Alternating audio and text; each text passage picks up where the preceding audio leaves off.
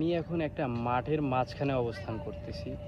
আমার মাঠের আশেপাশে প্রায় অনেকগুলা বাড়ি আছে, প্রতিষ্ঠান আছে এবং এইখান থেকে মোটামুটি সবগুলো ওয়াইফাই আমি পাচ্ছি এবং ব্যবহারও করা যায়। প্যাকেট লস হয় অল্প।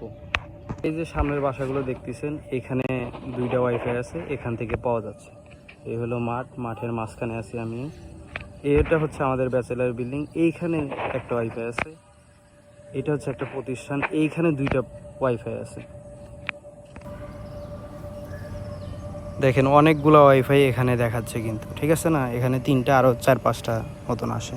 কিন্তু আমি যদি আপনাদের মোবাইলে দেখাই, মোবাইলে দেখবেন যে এখানে ওয়াইফাই আসেই না।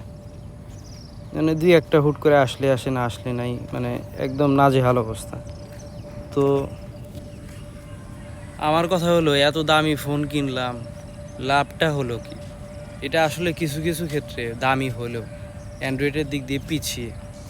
তবে হ্যাঁ, যে সমস্ত নেটওয়ার্কগুলো শক্ত পাওয়ারফুল, ওই জায়গায় খুব ভালো একটা পারফরমেন্স দিতে পারে, যেটা এই অ্যান্ড্রয়েড আবার পারবে না।